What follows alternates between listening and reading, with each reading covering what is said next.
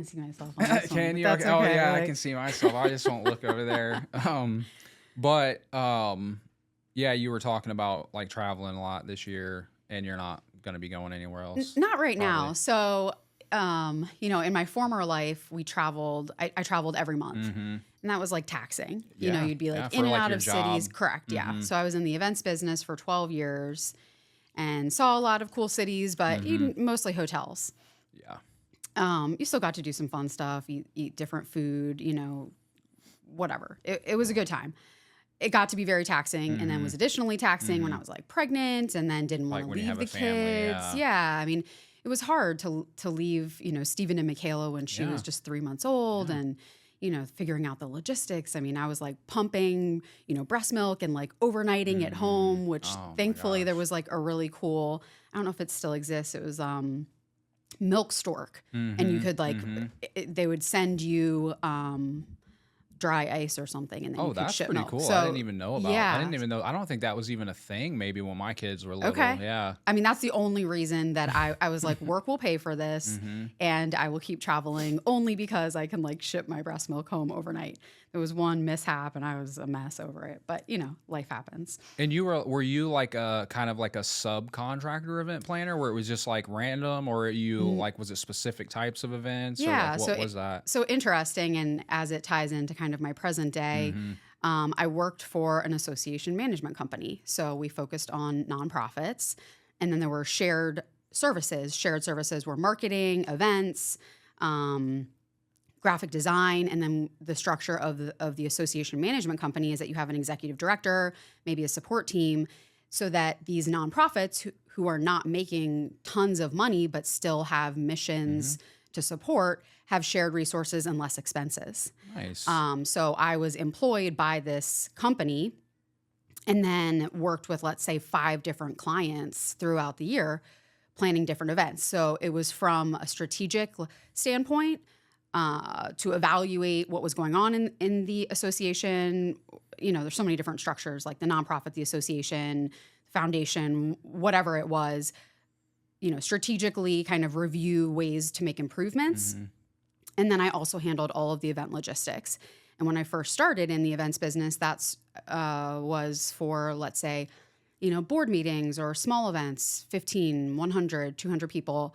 And then at the end of that kind of chapter, I was working, events were several thousand people, large trade shows, and I was leading that division.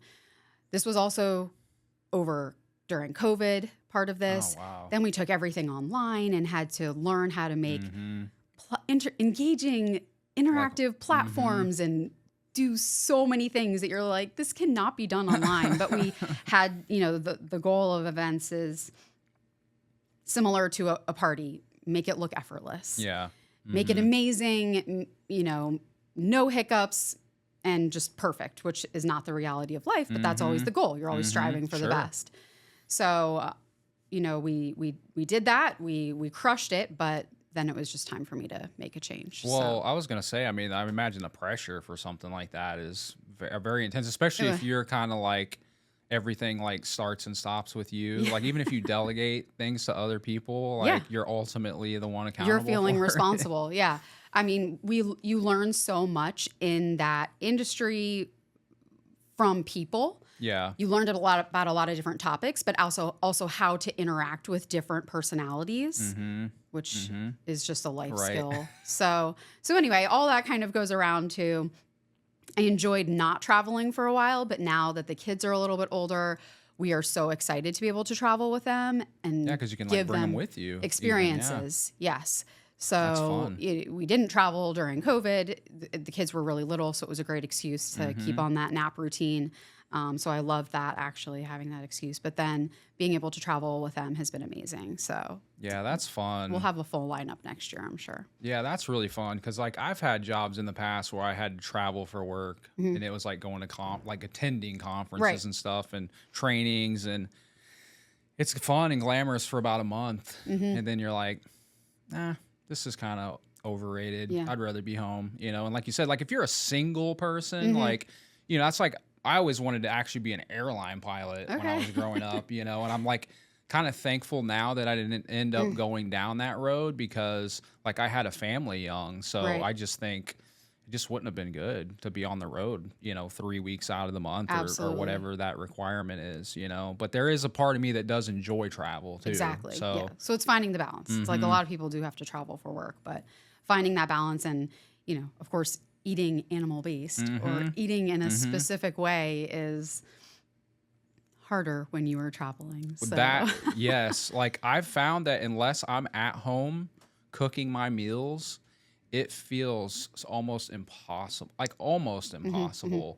to stay animal based. And I feel it more when I travel. And it's kind of like I've said it before to other people, like there's technically food everywhere around us, but it feels still like a food desert because it's like I'll even stop in a gas station to go to the bathroom, on the way over here. And it's like there's almost nothing in here I can even buy really. Right. Like I found some hard-boiled eggs, but then I'm even looking at it. I'm like, oh, You're like, how long have they been sitting in they're this like plastic? not even cage free. Yeah. They're in plastic and there's citric acid in it as a preservative. So I'm just like, okay, I just feel like I have to like make these compromises. And that's just when you're by yourself. I feel like it goes up even tenfold once you have kids too. And if you're trying to have the whole family, follow that. Because they see all these colors and it's all this marketing and to engage everywhere. them. And they're just like, their eyes, and they just, before they even consume any of it, they're already like making circles. And you're like, we just need to get out of here. Yeah. The snacks are in the car. Yeah, Let's all go that Let's direction. have a piece of fruit, or something like that. Yeah. It's not easy to travel with. So with your event planning background, I guess it just makes sense that your brother would be like, hey, this would be perfect for you. It Like, so does. when did the foundation officially launch? Like how long ago was that? Great question. So the foundation started a couple years ago. I think it was 2021. I'm not actually sure. Oh, wow. Okay. And there was another wonderful woman who was running the foundation. Paul was very busy at the time with other projects, and the foundation, had attention, but, was not accelerating as it is right now. So there was always the desire and a need seen for the foundation. But I think it was just almost a full year. Last fall, well, let me take a step back. Over the years, this has always been something that's been interesting to me. Paul has been interested in health, nutrition, living optimally since a very young age. Sure. I am 8 years younger than Paul, and so he's my big brother. So he has always been somebody that I look up to and, lean on. So asking him, are there any ways that I can get involved? And he said, why don't you run the foundation? Your background is in nonprofit events and event management, nonprofit events and association management. So you can take the lead and let's really get the foundation moving and make some change. So he has been really excited to see the needle get moved. Yes, to see the needle move. It's been awesome for him and I to collaborate and more and work time together. For you guys together too. So it's like a bonding thing for him and I, and even just seeing how much we've done with the foundation over the last year and the goals that we have for the future. We feel excited about the trajectory and the movement that it has going. And is it just you two, or do you have other siblings? We have no, it's just us. Okay, yeah, just nice. us in the family. Nice. Yeah.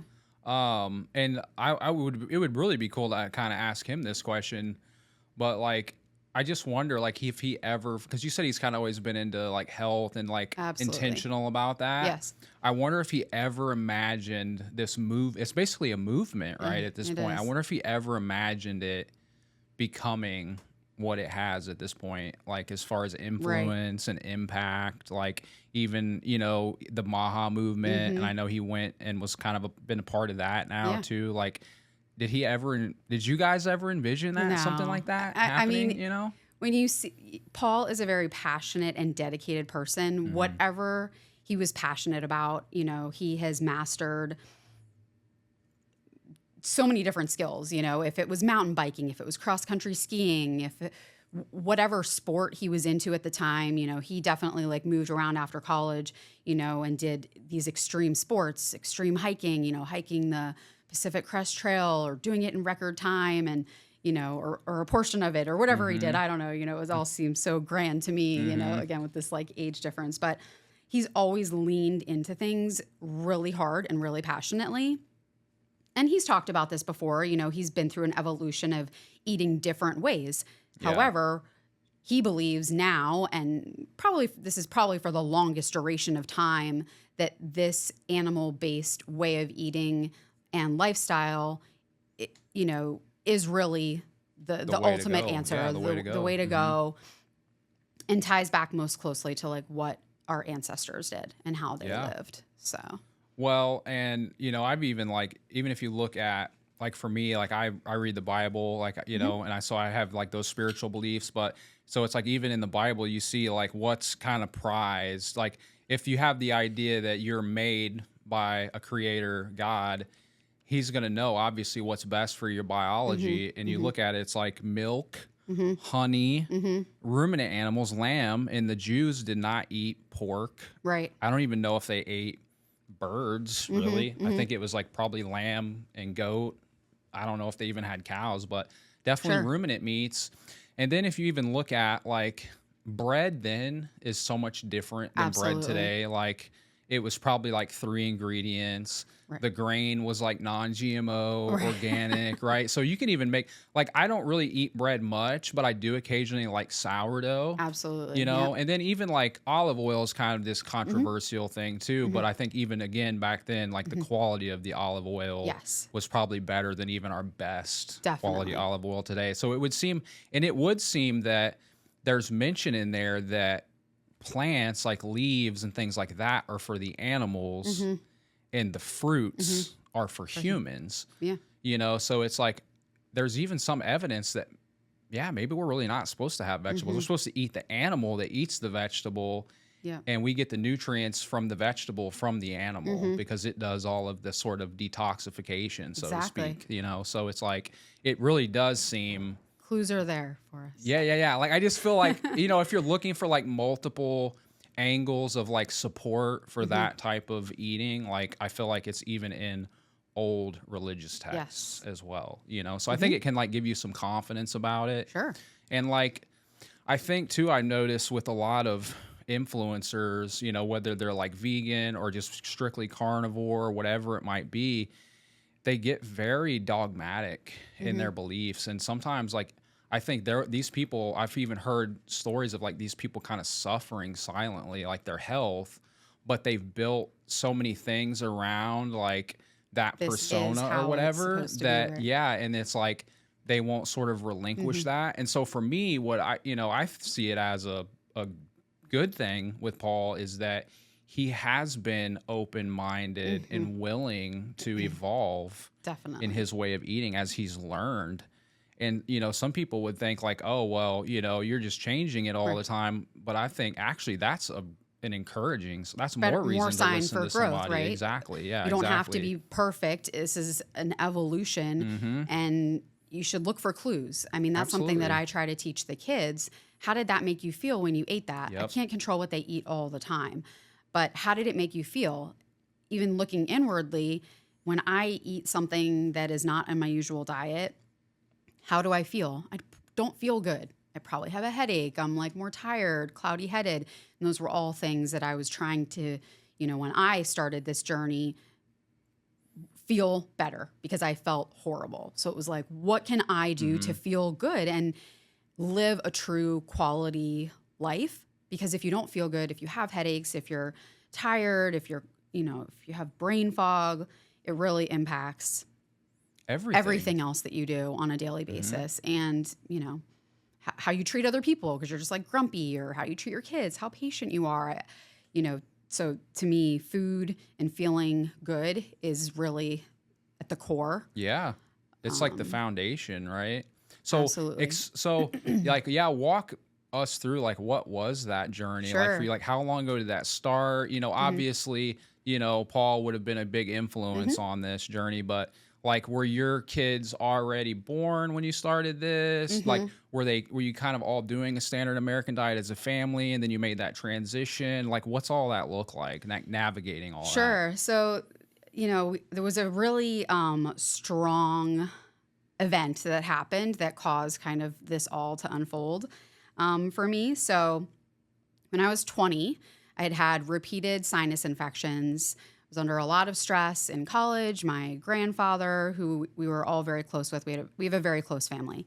That was kind of the first family death. And so there was kind of a lot of stressors happening. But I had taken repeat Z-Paks for repeat sinus infections. And I ended up in the hospital with C. diff toxic megacolon, which can have life-threatening results for 10 days. And I had to get an NG tube, to get everything kind of out of me, all these toxins. And it was really intense. So how did that happen? How was my immune system so weak that this really intense toxin kind of took over and dominated my body? This happened when I was in college. And so I was in school in Baltimore at the time. My parents came up, and after I was, discharged and things were good, Paul was just, how could this happen? This should not have happened to you. You should never have been so sick at 20 years old. And what does it tie back to? I was eating horribly. I was eating trash, I was under a lot of stress. I was eating horribly. I was, probably not doing sleeping well. Yeah, not sleeping well, doing other things that you do in college that are not healthy for your body. And it was what turned it around when I was in the hospital was not even more antibiotics. I mean, they tried all of it. Nothing was working, but was an IgG infusion, which is an immunoglobulin, which is a component of blood, and that helps bind to the toxins and rid your body of the toxins. So it was kind of this immune response and just intense inflammation in my body. And so since then, the goal has always been, don't let that happen again. How did I get there? And I never want to be that sick again. Never want to experience that. So hard turn. Yeah. We're making a drastic change. And this was in here. your early 20s then, I was far 20. back then. Okay. So this has been 20 years in the process. So at that time, gluten-free was not a fad. It wasn't a thing. They didn't have 800, gluten-free products on the shelf that were actually just full of seed oils. But gluten-free at that time was more of a whole foods diet. Yep. So that's where the journey started for me. And that started with Paul. He was like, you need to cut out all grains from your diet and reduce all of the inflammation.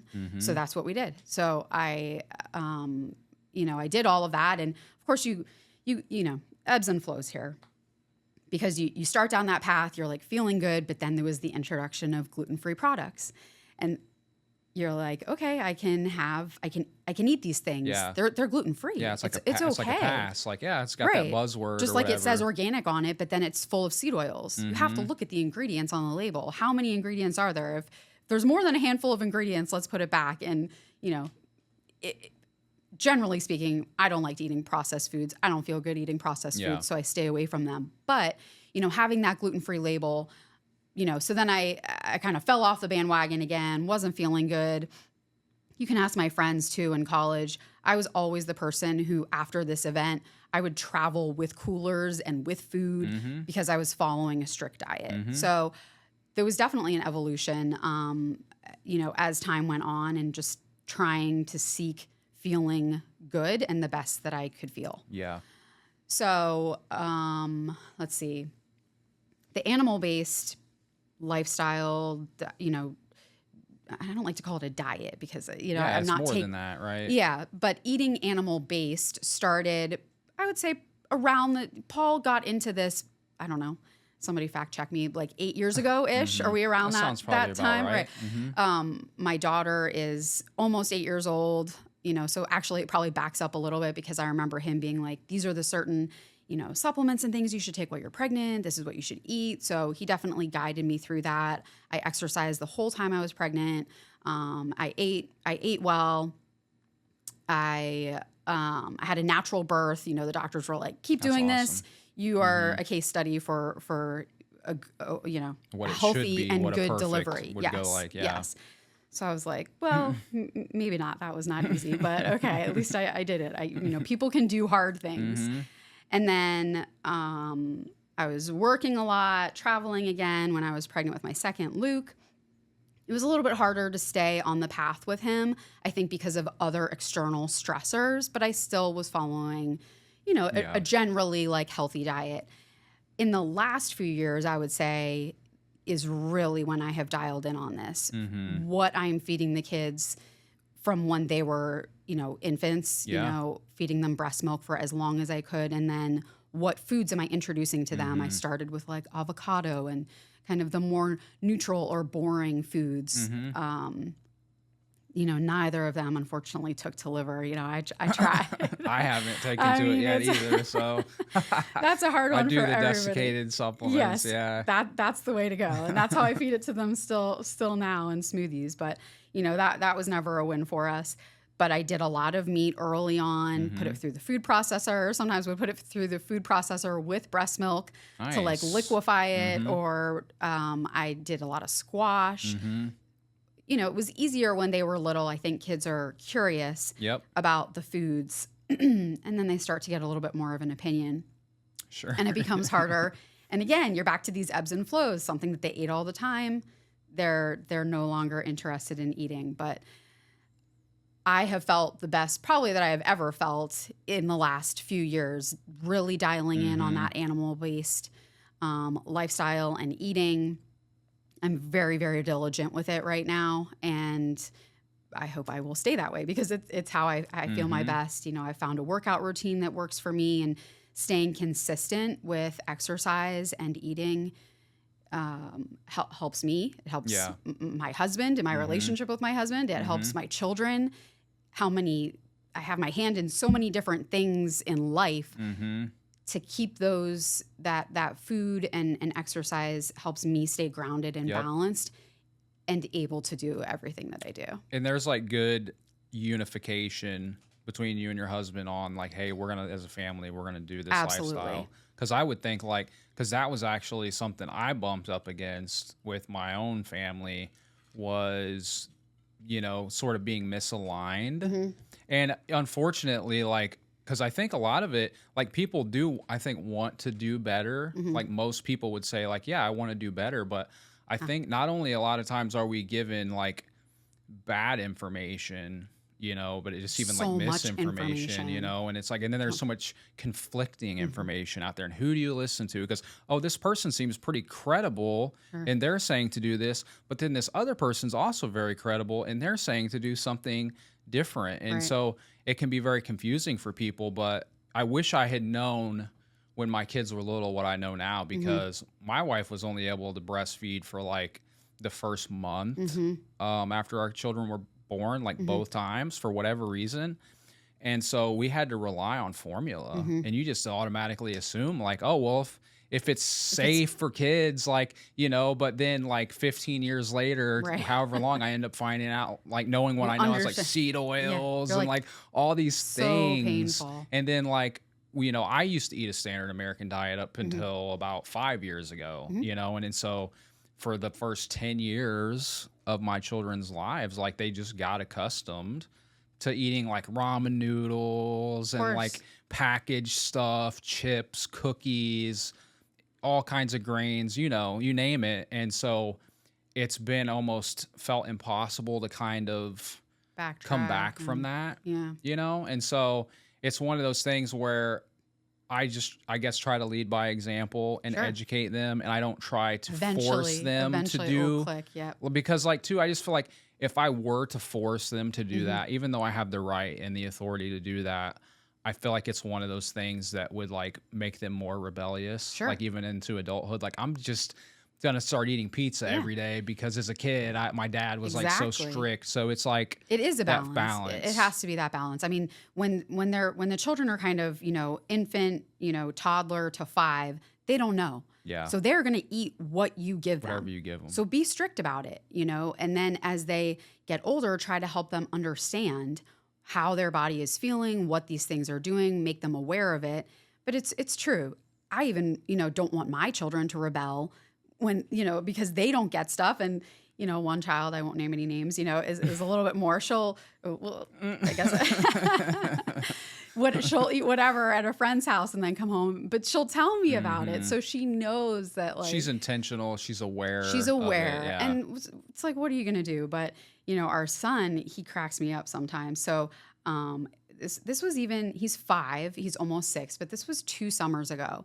He went to camp, he slipped, he dropped his lunch on the floor that I had packed for him. And they said, oh, we'll take you to the vending machine and we'll get you something out of the vending machine. And he said, that has seed oils in it. And the counselors called me and they were like, can you drop off another lunch for your son? He won't eat what we're trying to offer him. And I was like, oh my gosh, you know, all of these things that I say, and kids absorb they do, so they're like sponges, much that you don't even realize that they're absorbing. So I felt like that was a huge win, and just, wow, what a smile it gave me that he's really aware. So that's incredible. And that at was that age, 2 especially. years ago. Yeah, that's incredible. Because he was how old at that time? He was probably like 4. I mean, maybe, or just 5. I mean, because maybe it was last summer. It was probably last summer. So he was almost 5. He was almost 5. That's incredible. Yeah. I wish I was like that when I was 5. I was like 30 something before I came to that conclusion. So I think that it's so hard for parents, for moms, to do it all. And the trick there is do your best. Yeah. That's a lesson that I was always taught growing up, was try your hardest, do your best. And, you know, it will be what it is. And we can always try to correct things. I try to teach my children that, you know, as we're doing reading or learning math, it's like, just do your best. Yeah. Put all of your effort into this. And isn't that just the approach for health and life? Like, why sell yourself short? Yep. Just try your hardest and do your best. And I think we live in this culture of convenience and over information. You know, the internet and social media are, you know, good and they are bad because, like you said, there's good information and there's bad information. How do you sort through it? Hey guys, just want to give you a quick heads up that this episode is brought to you by BSF Products. That's short for BS Free. These guys are doing something I'm really into. They're doing natural and animal-based, no BS personal care products. Their tooth powder is what I've been using lately. It's made with grass-fed cattle bone hydroxyapatite. That's the mineral your teeth are actually made of, plus bentonite clay, Himalayan salt, and real peppermint. No fluoride, no chemicals, no sweeteners, just clean, powerful stuff that works. Most of us are dialed in with diet. We're eating nose to tail, avoiding seed oils, sourcing clean meat. But your toothpaste, that's still loaded with industrial garbage. BSF flips that on its head. Check them out at bsfproducts.com and at BSF Products on Instagram. And if you use code ZACH, Z-A-C-H, they'll throw in a free gift, bamboo charcoal floss. This is the kind of company that actually aligns with how we live. No fillers, no corporate crap, just real ingredients that make sense. Ask you, because you're a realtor, you run this nonprofit, you're helping out with PTO, you said. Yeah. Like, you're all running a household, like cleaning a household, like all of these things.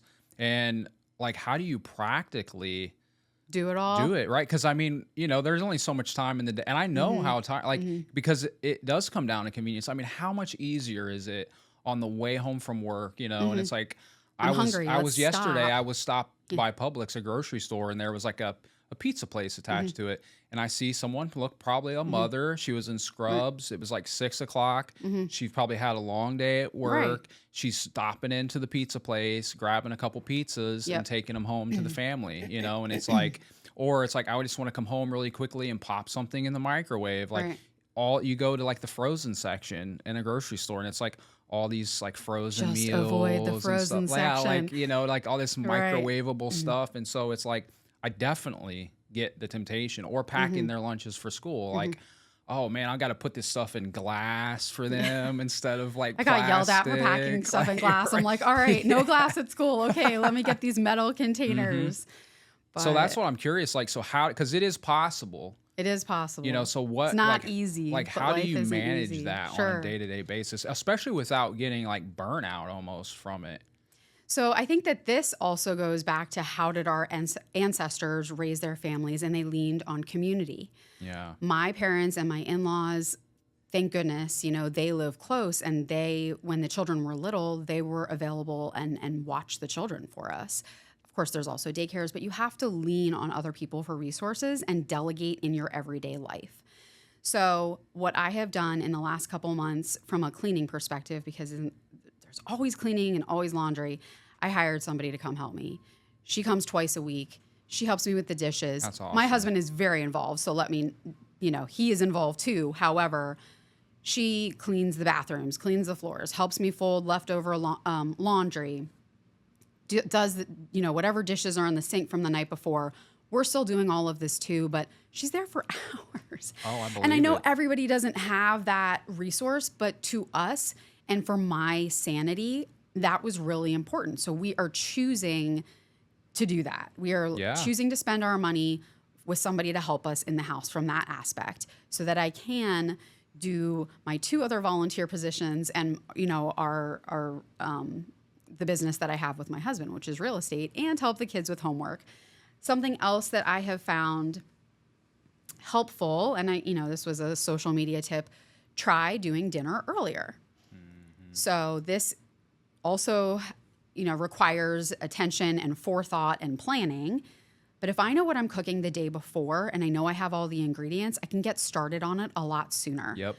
We try to eat dinner. We try. It doesn't happen frequently. It doesn't happen every day, but you try, right? Yeah. We're trying Mm-hmm. something that we think can help us. Eat when the kids get home at like 4 o'clock. Right. The children get 5, home at 3 and they just want to eat snacks, and they'll eat Exactly. snacks for like an hour.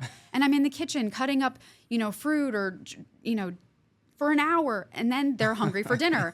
I'm like, well, I don't have time now to make dinner because I was just making you snacks for an hour. So just like cut that out and try to go for the whole foods. Eat dinner earlier.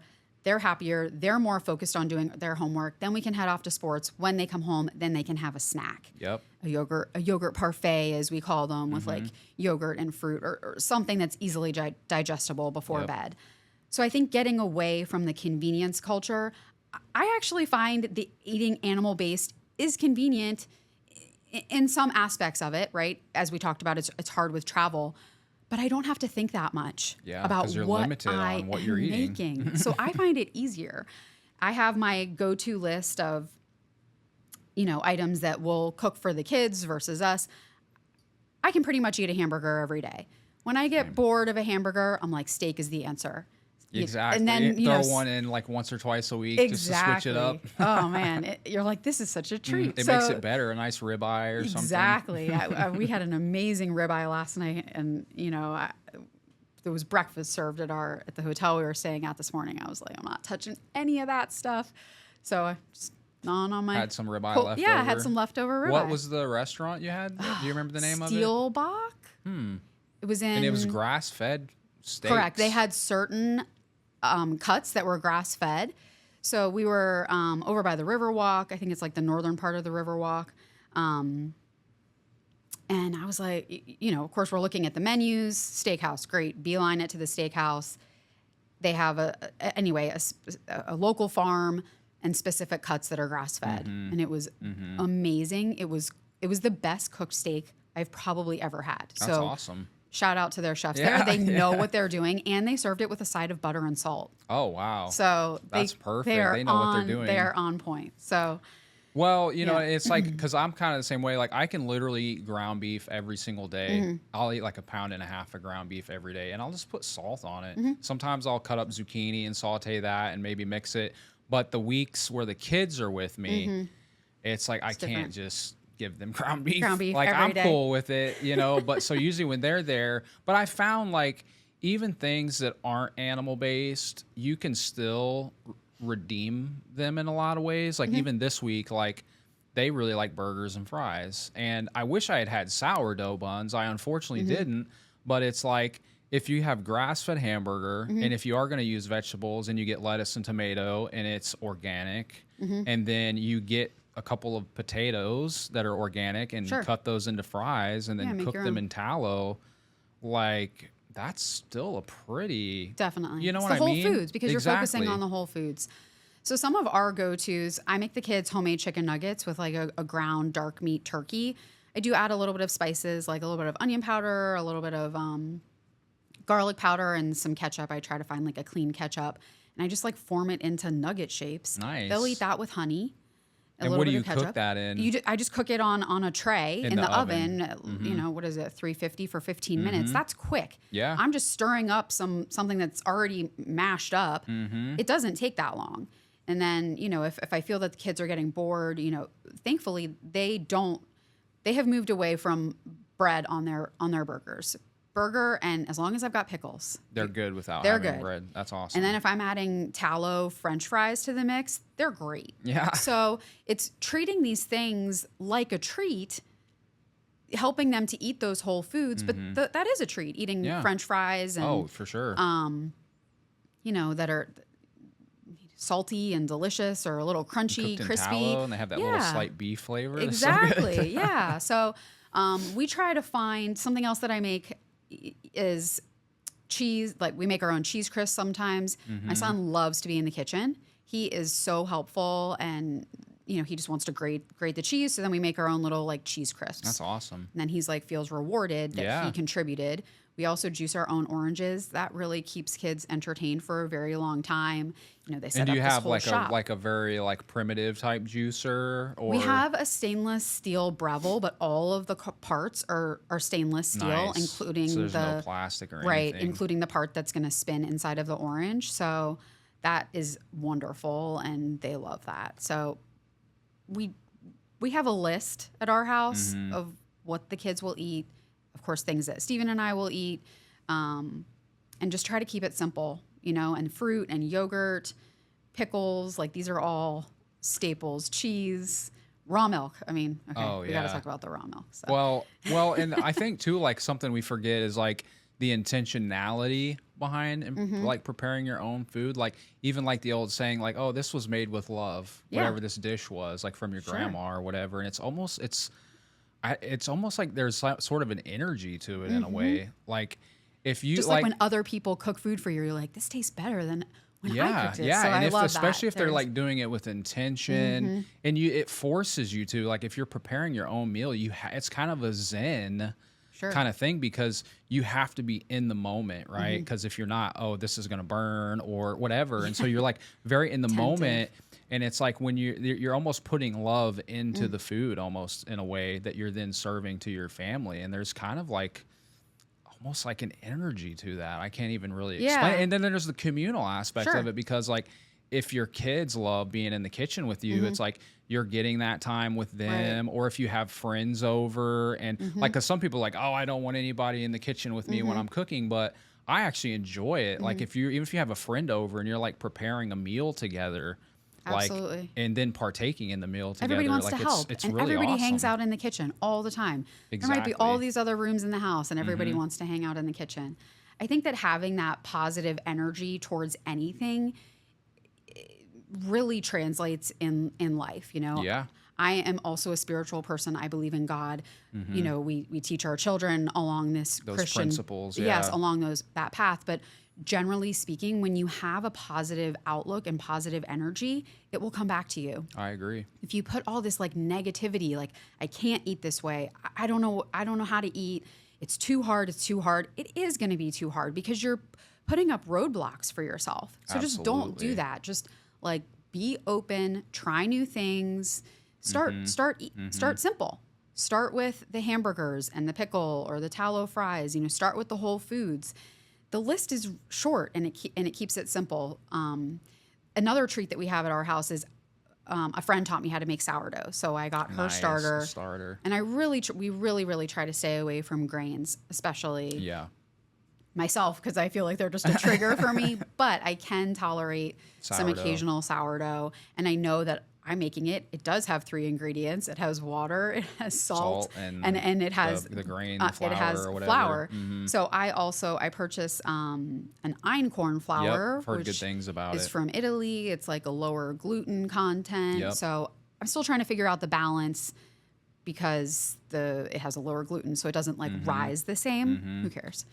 And the kids treat this as a dessert. There honestly is not many things more delicious than if you toast a slice of sourdough and then you put grass-fed butter on it and then spread mashed avocado on top of that. Okay, I haven't done that. Like that nice toasty crunch with the. I mean, it's incredible. That's Absolutely. like my favorite. If I have sourdough, I do avocado toast. You got to do it right. Yeah. So I like that though. I think that the energy is important, and that's something else we try to teach the kids in everything that they do. You don't need more. You have it. So just think positively that you have enough. Or put that positive energy out there. Don't tell me negative things about your friends. Let's find the good things. Exactly. And some of it's human nature, but it's like correcting the narrative or correcting how your brain is thinking about it. Well, I heard a statistic of something like the average human has like 15,000 thoughts per day. Oh, wow. And 80% of those thoughts are bent toward the negative. So that's incredible. That is. That's like you're having over 10,000 thoughts are negative thoughts a day, like on scary. average. And for some people, it might be a lot more than that even, And so you're right. It is really reframing it. And to get back to the sourdough, your starter. So do you have somebody babysitting that for you? It's okay. Because I heard you have to what's the maintenance on that? Like, is mine just sits in the back of my refrigerator. It separates. It's fine. And I don't know, maybe I make sourdough. Sometimes I'll make it once a month. Sometimes, and it yields it's 2 loaf yield.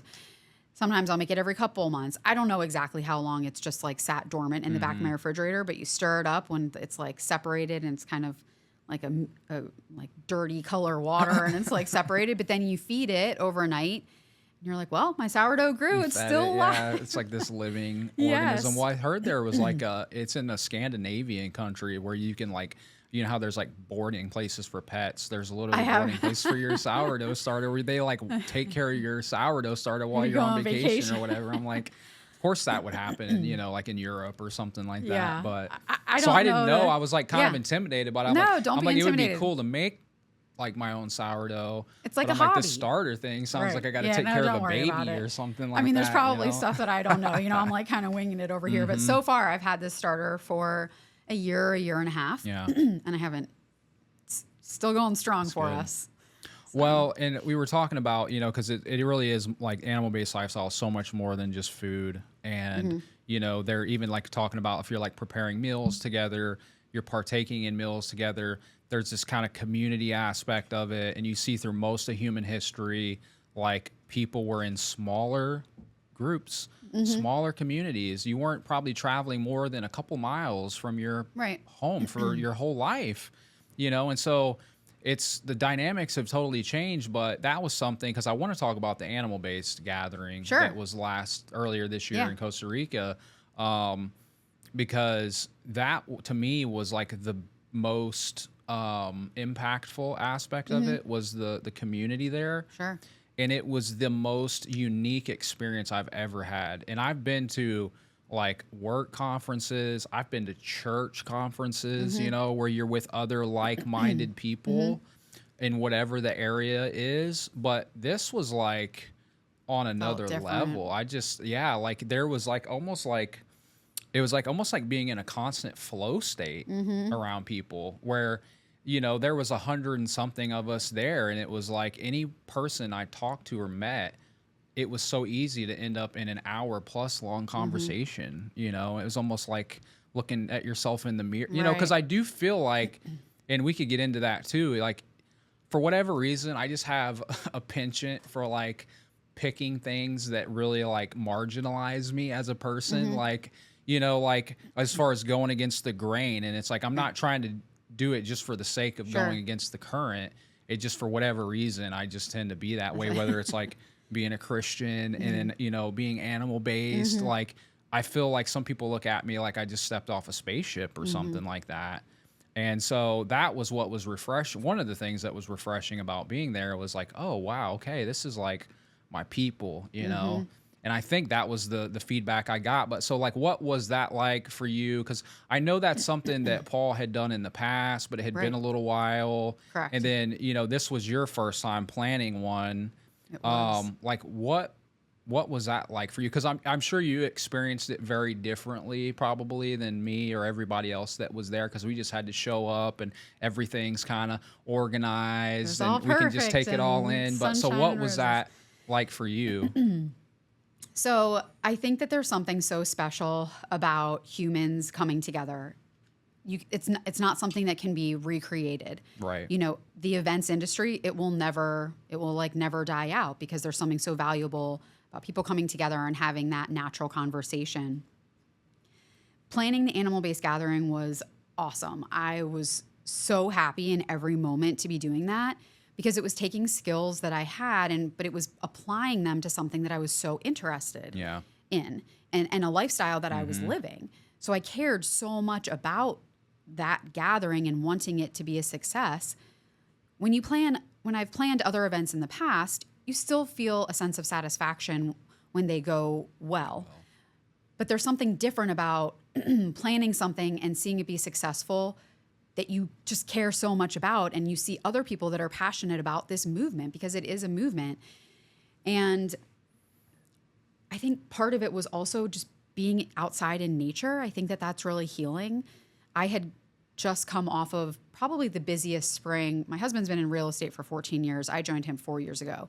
Probably the busiest spring, certainly that I've ever had in the real estate industry, but I'm pretty sure it was his busiest spring too. Going to Costa Rica, meeting up with everybody and kind of seeing everything come together that I had been working on for so many months after just a period of heightened stress was very like refreshing. Very refreshing and therapeutic on so many levels. We chose to take the kids out of school and bring them. You know, it's a little hard. They're not homeschooled. They go to, a private school, but they go to school. There's work that's missed. But to us, it was more important that they have this real life interaction and learn from it. Yeah.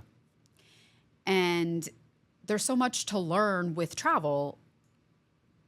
They're not comfortable. It was hot, but then they grew to embrace it. You know, they have to walk. They're tired, but then you get to a waterfall and you're rewarded. They made new friends that they've been talking about all year that we're going to go visit while we're here in Florida. That's awesome. So it's like connections that are made. And isn't that what life's about, is supporting each other as humans, all facing challenging times, supporting each other in the good and the bad. It was so much fun to meet other people that were also so passionate about living this way. It was a little bit of like a surreal moment. I know, my brother has... People know who my brother is, but seeing people being so excited to talk with him and share their stories of recovery, hear what he thought about different things. I mean, I always looked up to my brother, so it's really cool to also see other people looking up to Paul. Yeah. Well, so what was your biggest highlight for you? What was your big thing in your mind? You're like, oh man, that was the best part of the experience. What would you say? I don't know if I have one specific thing. I loved going to the river. The river's a fun place. That place was wild. Yeah. You're just totally in nature. Natural made water slides. Yeah, there's no cell service out there. No, you're hearing the sounds of nature. We were even swimming upriver, against this current. And then you get to these, other rock formations. I love going to the beach. I love jumping the waves, seeing the sunsets. We were there in May, so the positioning of where we were on the beach, you can't see the full sunset into the ocean. But in January, it's that season, you just see it directly over the ocean, and you're just like, wow. This world is massive, there's so much to be grateful for. So I think there's just a sense of appreciation for how, I don't know, there's just something about being in Costa Rica, how big the world is, how small we are, but then all these people coming together to be intentional and then take what they learned and bring it home. We need to this movement can only grow with positivity and energy from each individual person. Yeah. So, yeah. Well, that was my biggest thing coming out of it too, I think, was this inspiration. It was kind of I was already an animal-based maxi at that point. I mean, it'd been a year and a half, maybe I'd been animal-based. but it just really solidified it for me. Like, it was just very inspirational. And it's like, take what's going on here and like plant this elsewhere, you know, in these other communities. And I think that, you know, bring that to wherever you are in the world. You know what I mean? Because you just need to share a little bit with other people and they'll be interested. I think humans always crave learning. Yep. And people ask me questions like, why are you buying raw milk? What are you doing, Mary Katherine? You know, and then I go down this path of explaining why, or why do you eat so much meat? Or, you know, mainstream is saying you shouldn't be eating that much red meat. I mean, I've had my blood tests, you know, I'm good. Exactly. I am eating a lot of meat, you know, so I just think, like you said earlier with your children, be an example for other people, for your children primarily, right? Like our goal in life is to raise these amazing humans and pass this on to the next generation, but share these bits of knowledge with other people or be open to the conversation. Just generally anybody being open to a conversation is a good thing. Yeah. I think, I don't know, there's so much going on in the world right now, and communication is important, and everybody should have an opportunity to have a conversation, express their beliefs, their thoughts on a matter, hear somebody else's side of it, and then everybody maybe come together on this new synergistic path, whatever. So. Yeah. And like, you can't help but want to share. Like, if you have something good, or you know about something good, or you're experiencing something good, like even if you go to this good restaurant like you did, it's like, what do you can't help but tell people, like, dude, you got to go to this restaurant. Or you watched a movie, you're like, dude, you've got to see this movie. It's the best movie ever. Like and it's like, it comes from a good place of like, you're trying to help people. It's like you're enjoying something, and then you're trying to bring other people along in that enjoyment. Like, this is good. Like, this is a good thing for you. Like, this is what I've experienced. You know, this is how I feel better. This is how it's impacted my life. Like, so it almost is like evangelizing it in a way, you know, or at least just like, if at the very least you can just get people to think, to stop and think about it, you know, because I've been impacted personally by this lifestyle in a good way. And I've talked to other people who have resolved so many health issues. And I know that's what was cool about being there, was everybody did kind of have their own story, you know? So like, what were like maybe one or two of the stories of like how people were impacted by an animal-based lifestyle that you just were like really like blown away by, like where maybe they resolved some type of health issue or whatever? What would you say stuck out really? So one of them that stuck out to me was a woman that I met who had been dealing with infertility. I don't remember what her numbers were, but I mean, just progesterone through the roof. You know, doctors said, this is genetic. It's always going to be this way, you know, and it's very extreme. And she was feeling horrible. And then she saw some of Paul's content and decided to go animal-based and take heart and soil supplements. And I'm pretty sure it was like within a year time period, she drastically changed these progesterone numbers to be at normal levels. That's wild. You know, versus the doctors were telling her, sorry, like, you're going to just have to deal with forever. It. Yeah, this is just what it is. And she didn't take that as the door closing. She almost took that as the door opening. Like, what can I do to try? Because just try. Exactly. What's the worst that can happen? You stay in the same condition you're in, right? Or you'll get better. Exactly. So, and then one of the other gentlemen had his esophagus. He couldn't eat. I met him, yeah. Or he would have kind of anxieties around eating because he couldn't chew and swallow the food. He would get stuck. Yeah, it was, you know, and he had pictures, you know, of just this really inflamed red esophagus. And I think that they wanted to put him on different medications and this, that, and the other. And this was something he struggled with for such a long time. He went on the animal-based diet, and you look at, and he has a completely normal esophagus. You're like, that's incredible. That's science. It's right in front of you. Yeah. So. Well, and that's just it. Like, I think one reason I'm so passionate about it is because this is like one of the biggest problems for humanity today is, you know, I mean, because it's like, look at the issues like infertility, especially. Right. I mean, autism, like all these things that are really kind of seem to be more modern diseases. And like, everybody just people, not them. only is their quality of life diminished, but they're literally dying from it. you know, even at a younger age. I mean, sure, of course, that's the final outcome for all of us is we will die eventually. Right. But, you know, it's just like, I mean, it's actually impacting humanity, even with like birth rates. Right. Like, we're not even having enough children to like replace ourselves. Scary. You know? Yeah. And so it's Like, just how like, did we get here? yeah. It's like, how do we get here? And then you look at all the costs associated with it, like the cost to humanity, you know, even just like financially with healthcare and the need for healthcare. And so it's like, for me, like if there's a few issues where you're like, this is like, should be at the top of the list, like this is definitely one of them. Definitely. You know? And so that's what I'm like excited about, like the movement and what you guys are trying to do, of just like really just trying to spread awareness and education. Definitely. You know?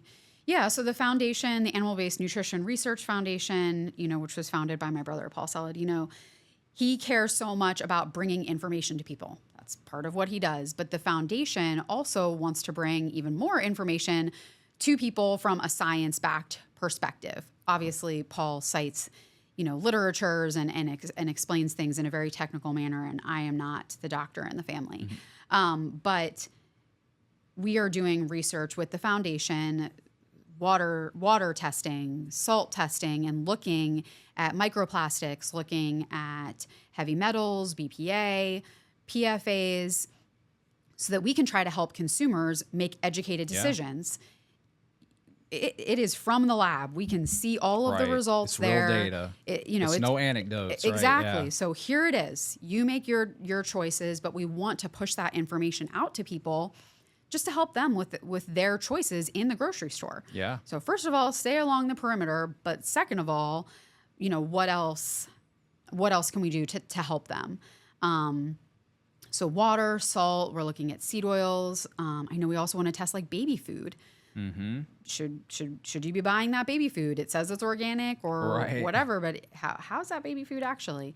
And then something else that ABNRF is also doing is we're partnering with Heart and Soil for an organ meat bioavailability study. Nice. And this is, it's a 2-phase process. So it starts off for 2 years, and then there'll be a second phase of the process that's another 2 years. So this is with a university looking at the digestion and absorption, that bioavailability of organs in the human body and how they retain after digestion, as well as what impact do organs have on tissue, either healthy or damaged tissue in the body.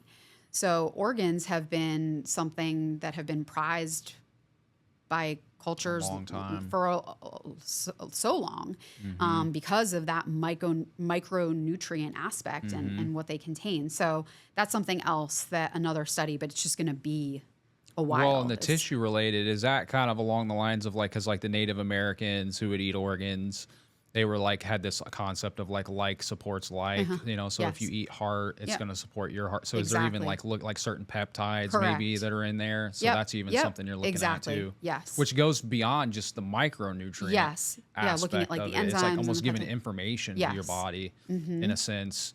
And like, so that's what I was curious too, because a lot of scientific studies out there don't really address a more animal-based lifestyle, or there's like these sort of like conflicting variables that come in, and it's like hard because it's like I want to be able to point people to like good quality studies, but there's just a lot of these things haven't been studied, and so or maybe the ones that have, it wasn't a great study design, or there's issues with it, and so for you guys, with the organization, it's one of those things where you're selecting a sort of third-party researcher, so to speak, and then you're basically just funding whatever the cost of that research is. And so are there certain like universities or like even certain professors that have expertise in certain areas that you guys feel like, oh, they would be perfect for this study? So for that Heart and Soil study related to the organ meats, that took a long time to source that and find somebody that was very specifically qualified around it's like an in vitro study, actually, which is very detailed, and Yeah. I don't know. Again, send me a message. I'll give you more information on the write-up. But anyway, they're very qualified in doing that. Yeah. So that's kind of the only university study. Like far, far down the line, we would love to do like a human trial kind Right. of about the animal-based diet, but you're looking at like $1 million on that one. So that's going to take a while of funding. So in the meantime, we're trying to do the next Yeah. best thing. And like you said, we are partnering with labs for these like smaller studies on water, salt, et cetera. We're partnering with labs. So I've got controlled, sample kits with labels on everything, different codes.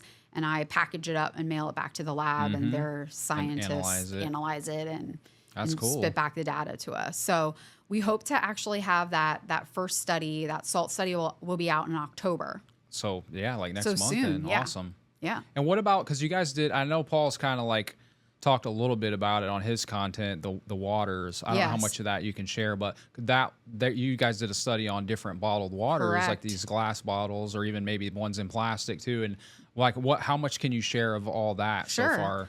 So we did a handful on the water, exactly like you said. We did some in glass, we did some in plastic, and then people wrote in and said, "Oh, you should test a few more that we drink regularly." They don't sell them where I live in Virginia in those glass bottles. We're like, great. So we are open to feedback. Sure. And I put that on our social media, which is, I want people to engage and tell us what they want, and we'll do it. I mean, within reason, right? But like, we want to hear from people what they want us to test, and we will send it in.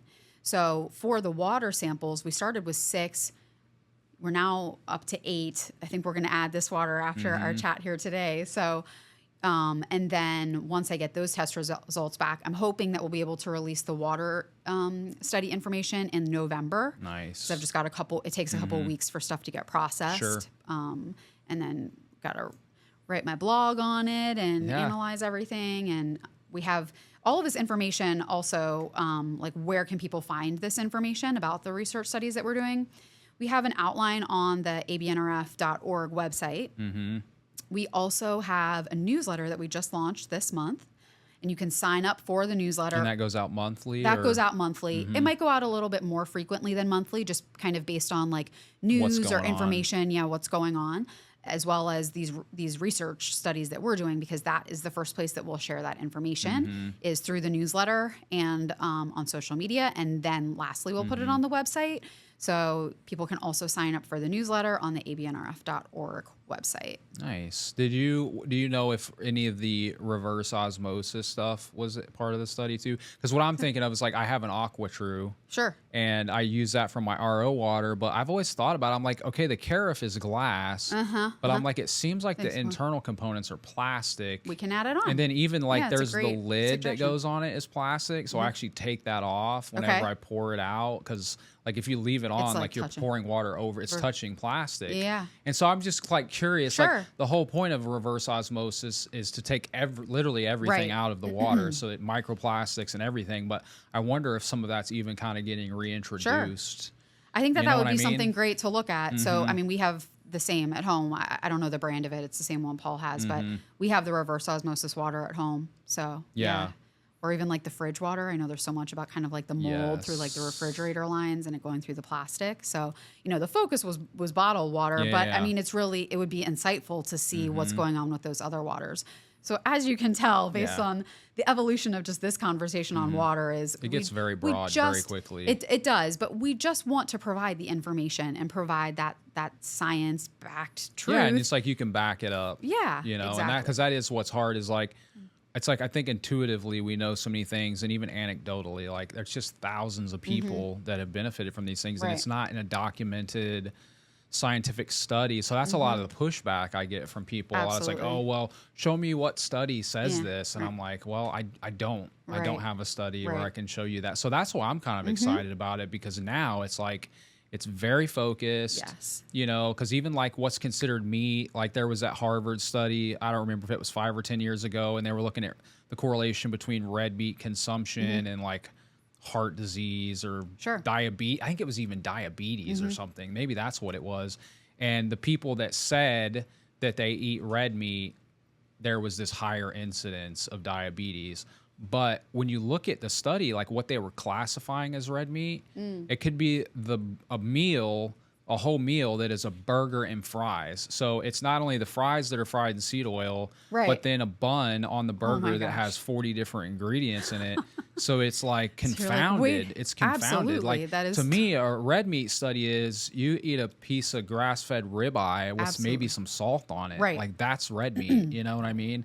And so but everybody like kind of always references that study, which doesn't even make sense scientifically. Like how would meat cause diabetes in a person? I don't understand that. But so that's why I'm excited. Is too much information out there. Yeah, you know. And so now it'll be good to like have some. I hate to use the term like ammo in a sense because it's not like like you said, we're trying to just we're trying to be kind and like dialogue with people.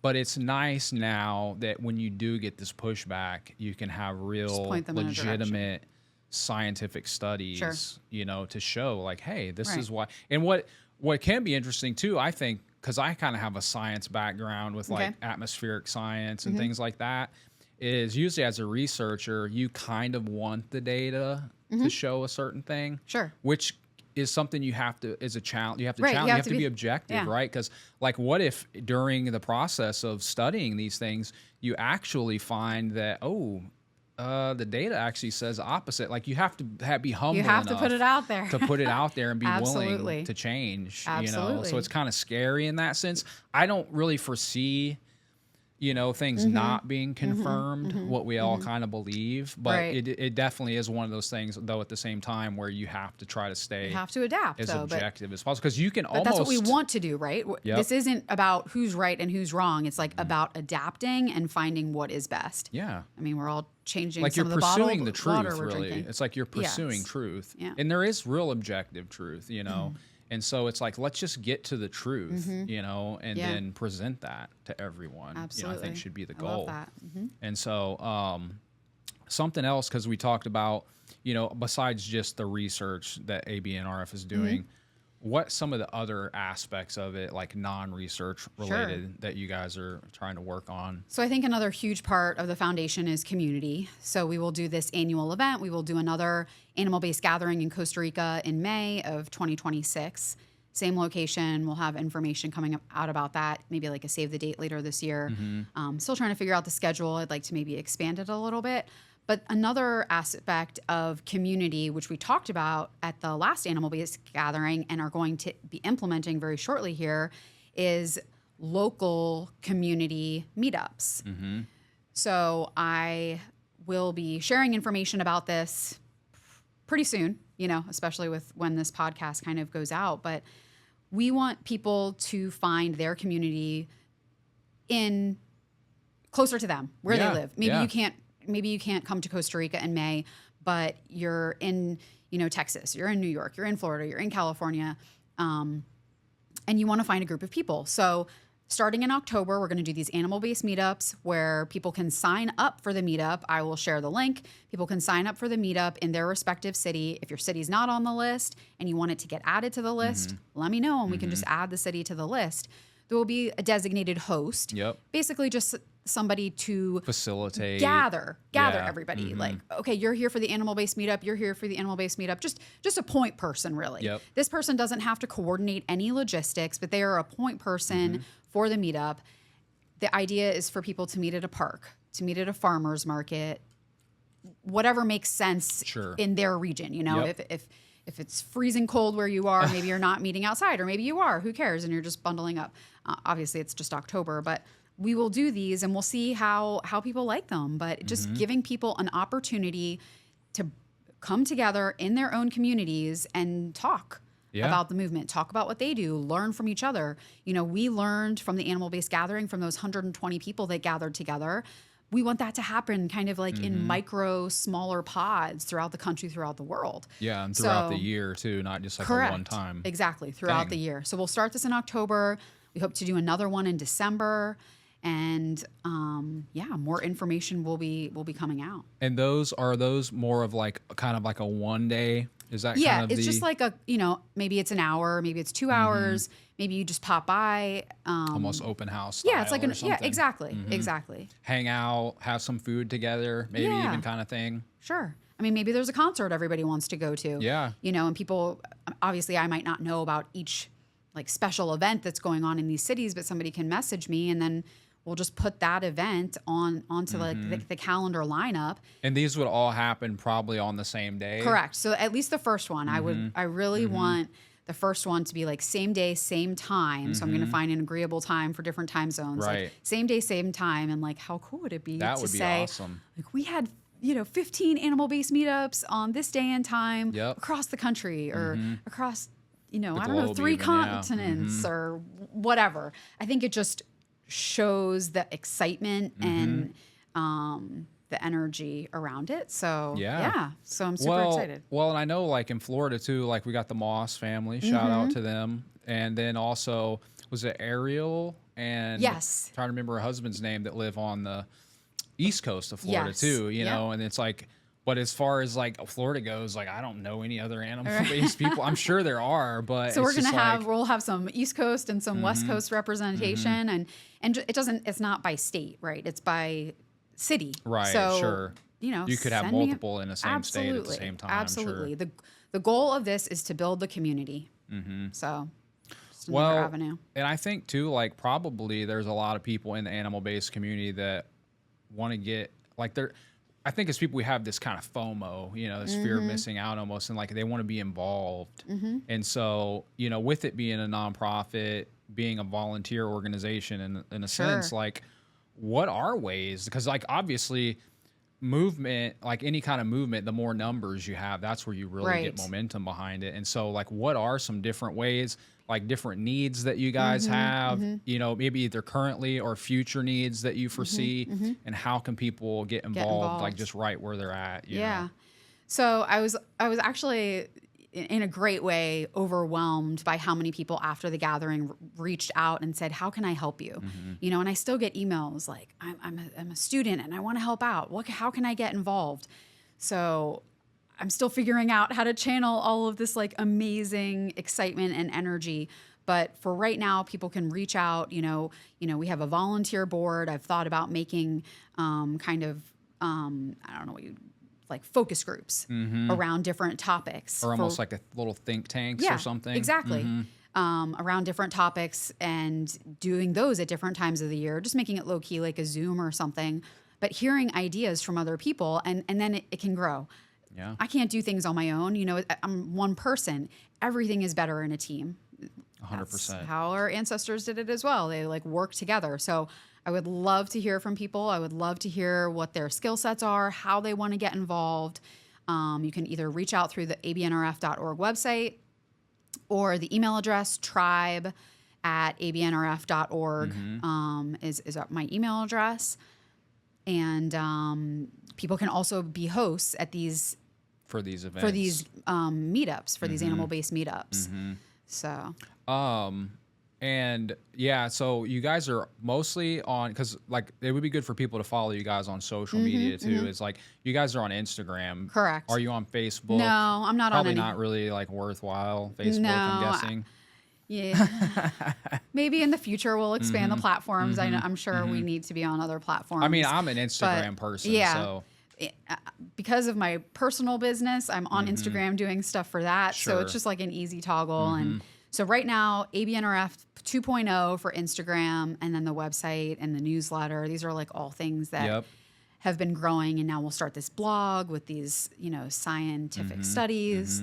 So that'll be another avenue. But yeah, just keeping it simple right now. Yeah, As we yeah, talked yeah, about, yeah. my hands are in a lot of different pots. So we'll keep it simple, make those avenues that we have great, grow what we have, and then tackle the next. Well, the website's great, and I can tell like every time I go to it, you guys have added more. We have a new launch coming out. So Okay, yeah, awesome. we've been having Well, and so even like the gatherings, like maybe the one in Costa Rica, and then some of the other ones, people could find that on the website, right? Yep. You said they can find the current research you're working on, and maybe what kind of the pipeline is of future research. Yep, it's all on the website. And the just newsletter, trying to keep it simple. and it's abnrf.org, right? abnrf.org. That's right.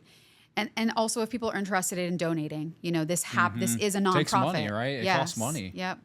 Everything costs money, unfortunately. But, Yeah. But and even that's what I think it's important too, is like, if you can't give money, there are still other things you can do, even if it's just your time. Sure. Yeah. So there's skill sets, but there's also donations. So just if people don't have the time, donate. And just to reiterate, this is a nonprofit. All of the money that we collect goes right back into the foundation and doing more studies and bigger studies. So it's all just it's turning it right back over to everybody else. That's awesome. And the actual event, the gathering in Costa Rica, that wasn't even something where you guys are like trying to make money off of. All that was to benefit the nonprofit, right? Correct. And Yeah, that's to kind of cover the vision, the costs and the foundation. I think we're gonna do it a little differently this year. I would like some of it to be a tax write-off for people to be able to come to that event. So that we'll implement that this year.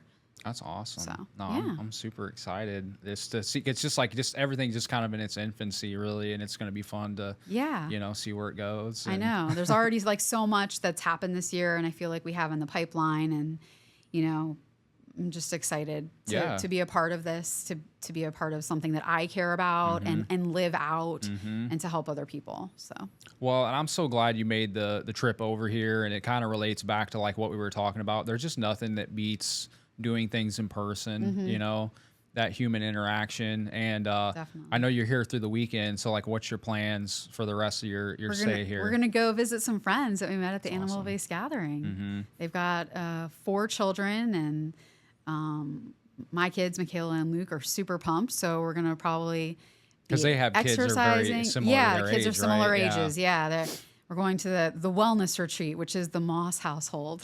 Yeah, I know. I told you earlier, like at some point I'm going to try to get out there. It's like David's been gone a lot, and he's busy, and I'm busy, and it's like 2 hours away, which is not far, but it's still just hard to make it happen. But we'll see all this positive energy is going in that direction. So you and David coming up soon. Exactly, and it's like they've got like the sauna and the cold. It's like an animal-based paradise, really. It's like they got the lake out there. You've got this sunshine year round here in Florida. So I'm like, man, that is like the perfect setup got it going for on. They've got it. Yeah.